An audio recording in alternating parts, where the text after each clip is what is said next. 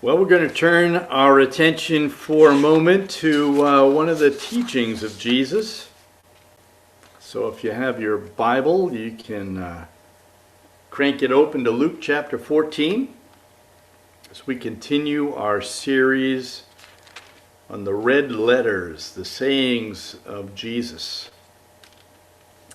And Jesus, as he walked through the land, he garnered a bunch of followers. He garnered a bunch of folks that just were so amazed by what was going on that they wanted to be with Jesus. And the crowds got pretty big. In fact, as we start our verse in verse 25 today, he starts off with large crowds. There were hundreds and even thousands of people who came out to see what was going on, who came out to watch Jesus work, or maybe to get healed themselves, to see the miracles, to be fed by a couple of loaves of bread and some fish, and thousands were fed. It was an amazing event. It was fabulous. It was the greatest thing that had happened in their area for ages, hundreds and thousands of years perhaps. They'd never seen anything like this. Amazing. Jesus. So let's go see. You can imagine the excitement as it built. Let's go see. We have the guy 2 houses down from us. His house, his barn actually, burned, caught on fire a few years ago. And now they're digging a hole, and they've torn the barn down, and my grandkids happened to be over on that day. And guess what? Everybody wanted to go and see the excitement. This is cool. There's a front end loader and a big tractor, and they're knocking the building down. And now there's still a backhoe out there, and there's a big hole. And, even mom wants to walk down the sidewalk just to see what's going on. What's going on over there? This is exciting. There's something exciting going on. Jesus was the most exciting thing around. And people were coming from miles just to be with Christ. But Jesus wasn't easy on the crowds. And today we'll see as he kind of puts it to them. Okay, you want to follow me? Let's talk about that.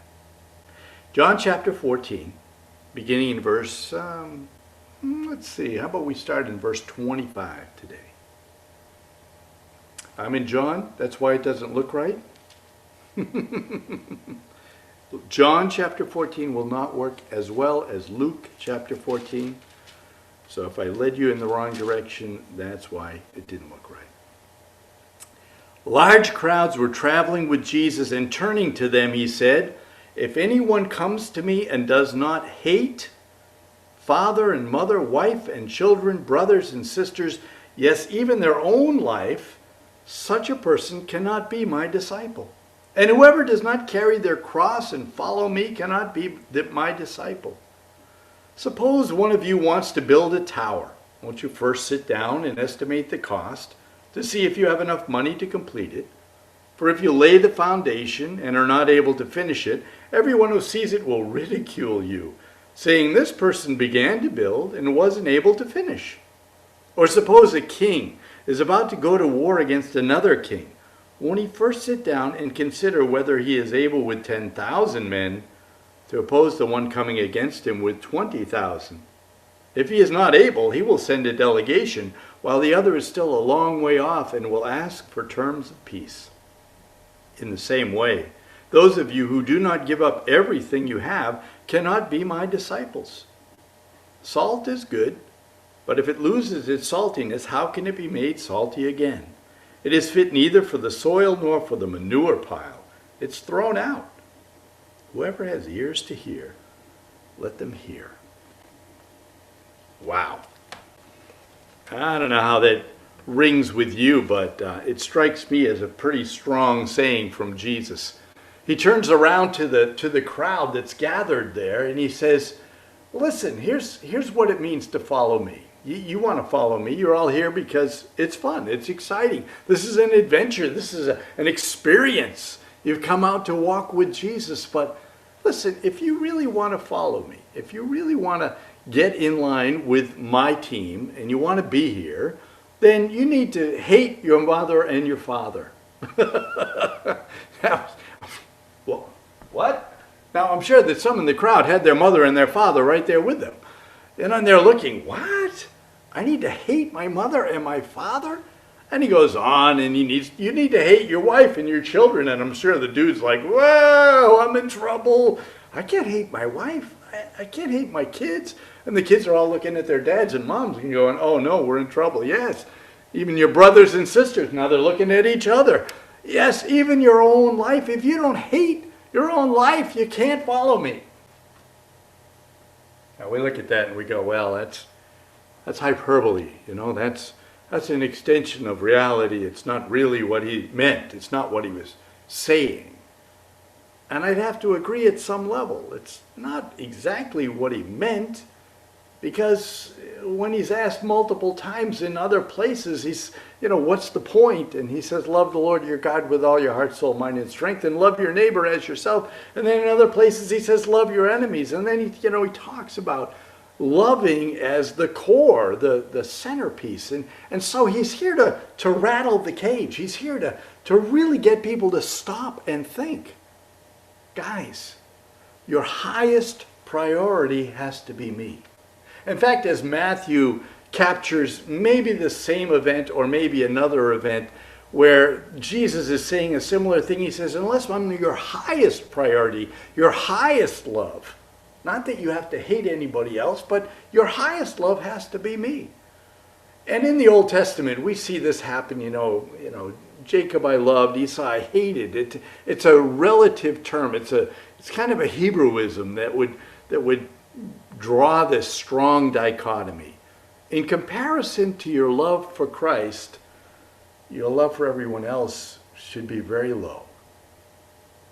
In comparison to your love for Christ, the love for everyone else should be very low. And that challenge, we see it in life where somebody comes to Christ and their parents, are not on board, and they're like, yeah, don't get too wrapped up in that. You don't have to go to church every week. And we've seen that in the history of our walk with Christ, where the parents cannot be on board. And so the decision has to be made, will I follow Christ or will I follow mom? And the decision, Jesus says, is you got to follow me. Are you ready to do that? Are you ready to make that level of commitment? Are you ready to say, I am your greatest love? Now, 3 times in this verse, he uses the word disciple. And, as these crowds are gathering along, he kind of uses that word to say, unless you want to give up everything, you can't be my disciple, my one who actually walks with me. In the day of Jesus, the student would be in the community with the teacher. They would be together a lot. It wouldn't be like we go to school and you have a 45-minute class with the teacher. It would be more like you live with the teacher. You walk with the teacher. You learn what the teacher knows by assimilation, close proximity, constant close proximity. So Jesus is saying, okay, you guys are all kind of dragging along because the food's good. You're dragging along because I offer up a miracle every now and then. You're dragging along because you think my teaching is exciting or interesting or different. But I want to tell you what it's like to follow me, to be a disciple, one who is a student of mine, one who is on the core team, if you will. If you want to come with me, if you want to be a disciple, you've got to get your priorities right when it comes to loving. You've got to get me as your primary disciple, primary teacher, leader, the one you love the most. So as we look at that, we think about, okay, if Jesus is number one, like even above my own life, my own care for my own life, then I have to be willing, as Jesus was willing, to lay down my life for Christ. And I'm sure that was equally striking as the possibility of hating my mom and my dad. I got to lay my life down. I've got to set it all. I've got to give it back to him. And he brings that out even further. He says, I want you to live with your cross on your shoulder. I want you to live with the constant reminder, with the weight of the fact that you are giving up everything. I want you to carry your cross. Carry it. Keep going. I know you got a splinter in your shoulder. You got to keep going. And what am I carrying the cross for? Well, the cross was a symbol of torture, a symbol of death, a symbol of yielding my life, of giving up all that I had. Jesus says, unless you carry your cross daily, unless you take it up all the time, unless you perceive your own life as gone, unless your loves are so minor compared to your love for me, you can't be my disciple. Now this might have just been a crowd control tactic, you know, because I'm sure there were a lot of people there going, I'm out, I'm gone, I don't know what this guy is about, but even though he's pretty cool, his teaching is too hard for me. I need to go back and do my own thing. So this is captured in the good book for us to read years later, decades later, centuries later. What does it mean to us? When Jesus says to us, if you want to be my disciple, you've got to set your priorities in such a way that I am so far above everything else that it looks like hatred. I hate everything else. That I want you to set your priorities such that your life is not your own to capture, to grasp, and it's so natural for us. I mean, we are, defenders of our own lives at all cost. He says, I want you to let it go for the sake of that one love, that one centerpiece of your life. That no matter what, I want Jesus.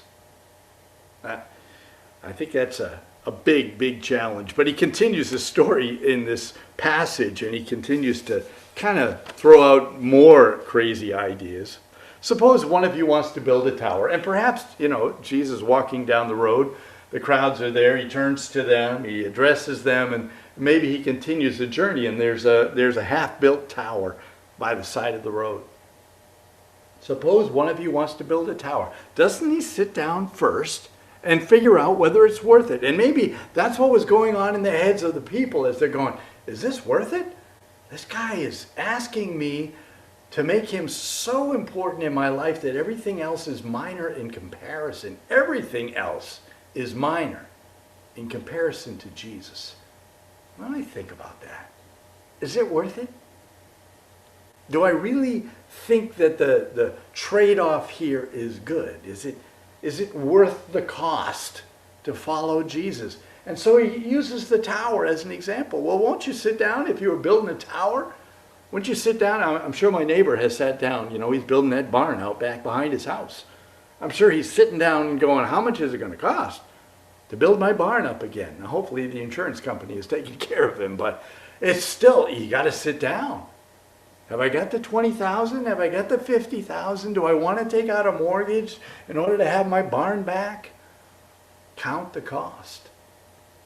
So Jesus kind of continues the story. I've given you a big challenge, and I realize that the next thing you probably need to do is sit down and go, is it really worth it? So in the day, perhaps there were some more who went, now that you mentioned, it's not worth it, I'm out. And they left again. But as we bring that back to us, we need to consider the cost. Is it worth it? Is it worth it to follow Jesus?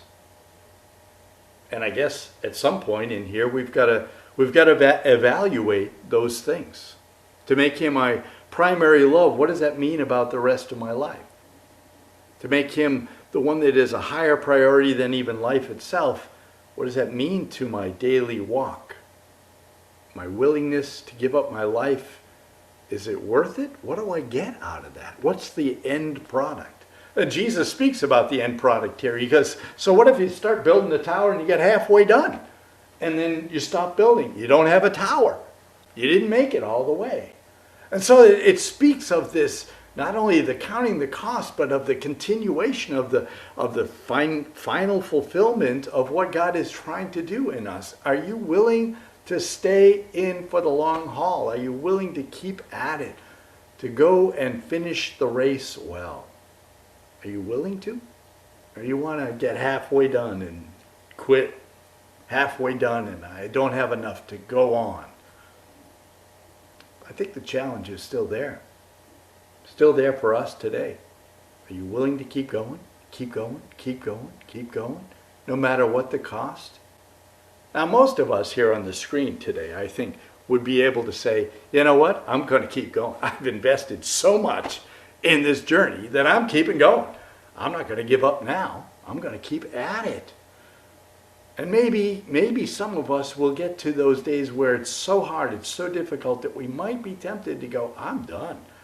You know, Lord, if this is how you take care of me, your disciple, I've been faithful all these years, and this is the end product, I've had it, but I doubt that we will do that.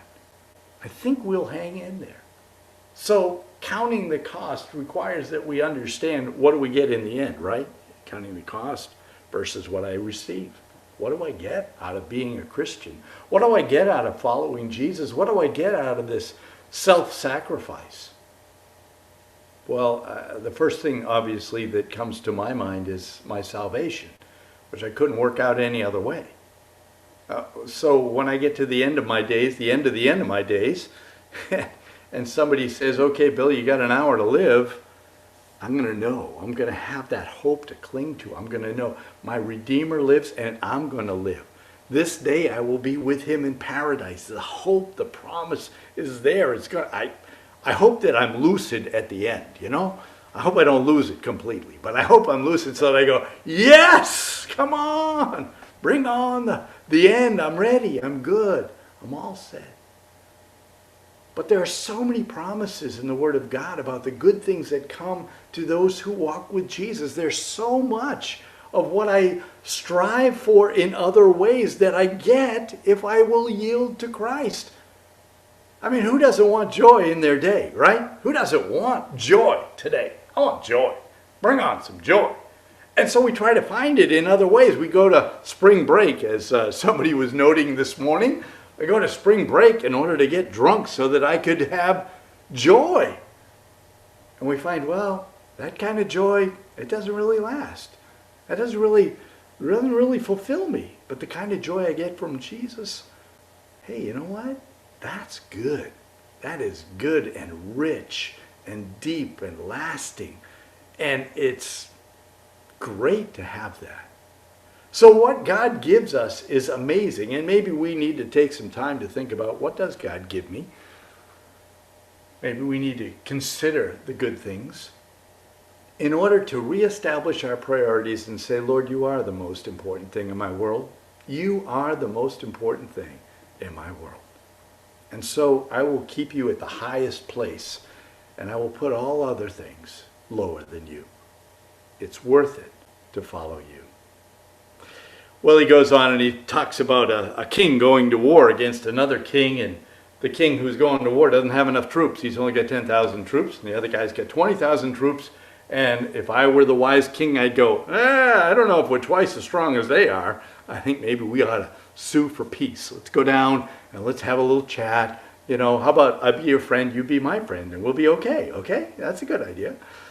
Because the challenge here is it's life or death. If we go into this, we could lose our lives. If we go into this battle, we could lose our lives.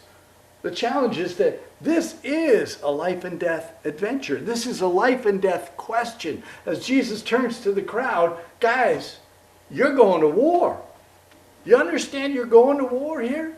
You're battling against the forces of evil. You're battling in possible loss of your life is here.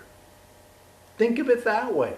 Are you ready to follow? Are you ready to follow me? Are you willing to follow me? Brian, my son Brian, our son Brian, joined the Marine Corps, and that was, I don't know, that was a little striking, a little bit. It was kind of like, wow, Brian, you're going to the Marine Corps? That's what you want to do? Okay, all right, I support you in that. We can get behind you.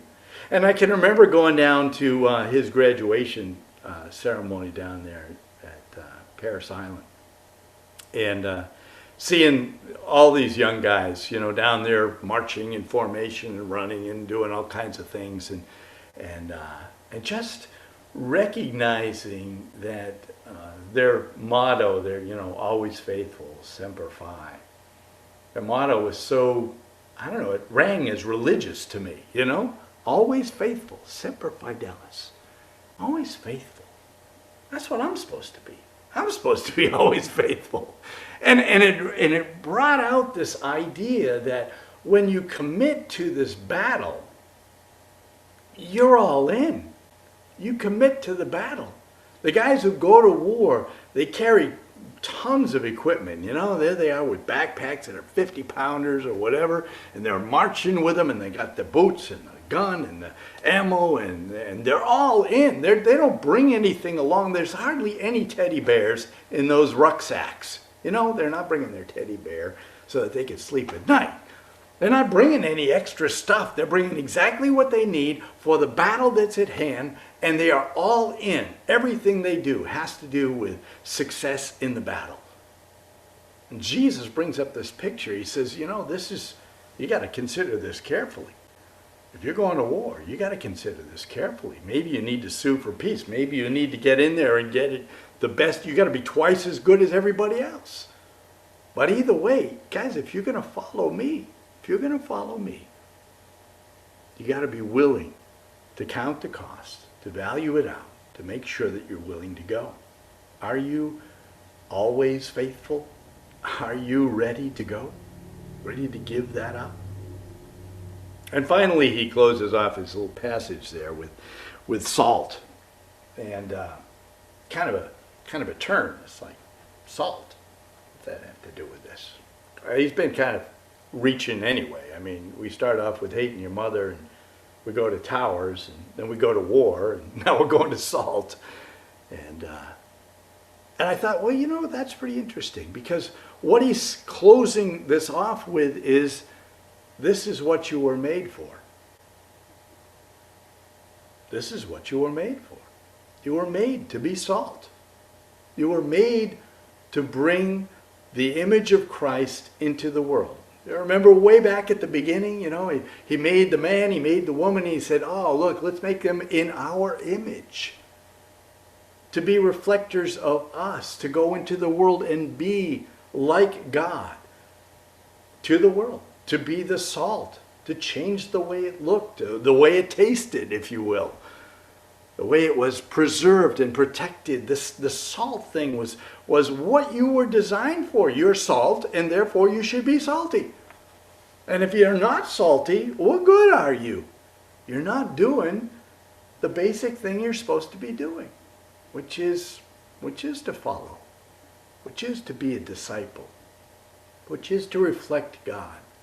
God didn't put us in the world and say, well, a few of these will be disciples. He wanted everybody to be a disciple. He wanted us all to reflect the image of God. He wanted us all to get out here and change the world in our own ways, in our own tiny little ways, whatever they were, to change his world toward the image of God, toward the design of God, toward the way God intended it to be. And so that's our job. It's our job to be disciples. What else were we going to do? Otherwise, we're not worth much. So Jesus turns to them and challenges them in some pretty strong ways and says, guys, are you really going to follow me? Because if you're really going to follow me, it's going to cost you your life. You're going to carry that cross every day. You're going to have to count the cost. You're going to have to make sure that you are ready for the battle. Because that's what I made you for, to be the salt of the earth. So, as we consider our own days, our own lives and situations, we need to think about, well, how about me, God? Am Am I ready to give you the number one priority in my life? Number one.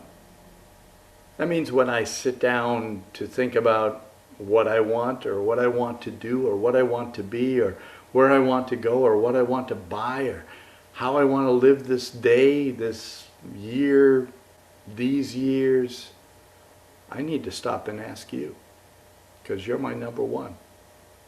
God, what do you want? Lord, what do you want from me? And if I were carefully counting the cost, I think I would get to that conclusion that says, you know what? It's worth it. It is worth it to give my life away for the promises that God gives to me. Hopefully when you sit down and consider what God has promised you, you'll come out with the same conclusion. It is worth it to walk with Jesus, to be able to follow him around. Now, it doesn't really say that after this time there were fewer disciples hanging out with him, but my guess is that after this time there were fewer disciples hanging out with him. They were going, oh, I don't know, this is a little too hard. And hopefully, eventually, Jesus worked it down to those who were really his disciples. And, you know, he started off with 12 dudes. That was it. Okay, you guys, come on. We're going to change the world. Didn't have to have 12,000. He just needed 12 that were deeply committed to him. May we be part of that deeply committed core. Amen.